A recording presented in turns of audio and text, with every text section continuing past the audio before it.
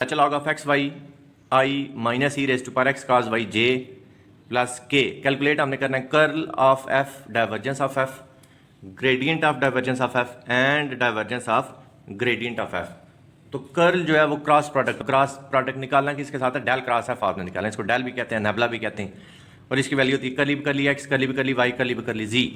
तो पहले आपने ऊपर आई जे के लिख लेना है, फिर डेल का x कंपोनेंट, डेल का y कंपोनेंट, डेल का z कंपोनेंट, फिर इसी तरह f का x कंपोनेंट, f का y कंपोनेंट, f का z कंपोनेंट।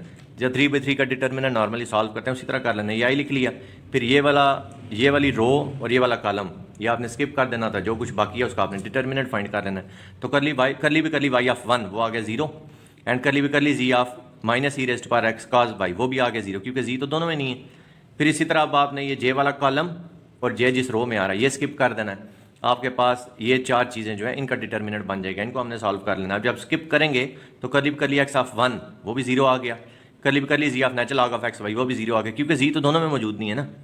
इसी तरह के वाली रो और के वाला कॉलम जब आप स्किप करेंगे तो आपके पास क्या आ जाएगा, curl x of minus E raise to power cos y minus curl y of natural log of x y. उसको सिंप्लीफाई करेंगे तो रिजल्ट आपका आ जाएगा minus E raise to power x cos y minus 1/y। अब y भी 0 है, j भी 0 है, सिर्फ हमारे पास के वाला कंपोनेंट बच रहा है। अब आते हैं जी डाइवर्जेंस ऑफ f पे। तो जैसे कर्ल मैंने आपको कहा था क्रॉस प्रोडक्ट है, इसका आंसर एक वेक्टर आता है। इसी तरह डाइवर्जेंस जो है वो डॉट प्रोडक्ट है, ये भी वही फिजिक्स का फर्स्ट ईयर का चैप्टर नंबर 2 और सेकंड ईयर का मैथ का चैप्टर नंबर 7 डॉट जो a dot b is equal to a b cos theta वाली बात कर रहा हूँ, या a डॉट बी को आप लिखते हैं ax bx plus ay by plus az bg, तो भी मैं वही यूज करूंगा।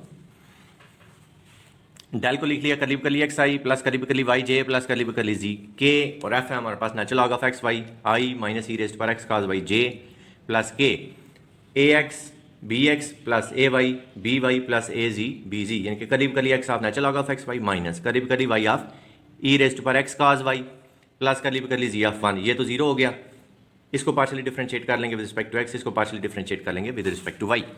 तो जब natural log of x y को पार्शियली एक्स डिफरेंशिएट करेंगे वो आएगा 1/x, और ई रेज पर एक्स cos y को पार्शियली डिफरेंशिएट करेंगे वो आएगा ई रेज पर एक्स sin y, और जी वाला 0 आ गया। अब आते हैं Z gradient of divergence of f। तो अभी आपने डाइवर्जेंस ऑफ f ये फाइंड किया है, यहीं से आप इसका ग्रेडियंट फाइंड करेंगे। ग्रेडियंट क्या होता है, multiplying a vector by a scalar. इनके आप ऐसे समझें एक वेक्टर है a, उसको आप 2 से मल्टीप्लाई करें तो 2a आता है, इसका आंसर भी एक वेक्टर आता है। कर्ल का आंसर भी वेक्टर आएगा, डाइवर्जेंस का आंसर स्केलर आएगा, और ग्रेडियंट का आंसर भी एक वेक्टर आएगा। तो अब हम इस पे ग्रेडियंट अप्लाई करते हैं। इनके इसको आपने पार्शियली डिफरेंशिएट करना है विद रिस्पेक्ट टू एक्स, फिर इसी को पार्शियली डिफरेंशिएट करना है विद रिस्पेक्ट टू वाई, फिर इसी को पार्शियली डिफरेंशिएट करना है विद रिस्पेक्ट टू जी। तो जब with respect to X differentiate करेंगे हमारे पास आ रहा है -1/x square E raise to power x sin y। जब विद रिस्पेक्ट टू वाई करते हैं वो आ रहा है E raise to power x cos y with respect to Z 0। अब नेक्स्ट है part 4 divergence of gradient of f। तो ग्रेडियंट ऑफ f हमने नहीं फाइंड किया, पहले हमें ग्रेडियंट ऑफ f फाइंड करना पड़ेगा।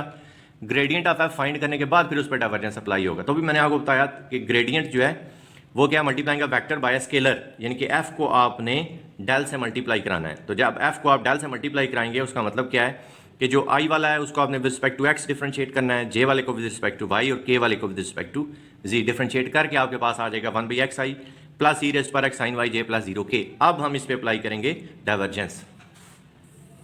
तो ग्रेडियंट ऑफ f पे जब आप डाइवर्जेंस अप्लाई करेंगे तो ग्रेडियंट ऑफ f भी आपके पास एक वेक्टर आई जे के से पता चलता है, वेक्टर जिसमें आई जे के वो वेक्टर होता है, ये एक वेक्टर है, डाइवर्जेंस भी एक वेक्टर होता है। अब इसमें वही लग जाएगा ax bx plus ay by plus az bz, 1/x को with respect to x, e raise to power x sin y को विद रिस्पेक्ट टू y, और 0 को विद रिस्पेक्ट टू z।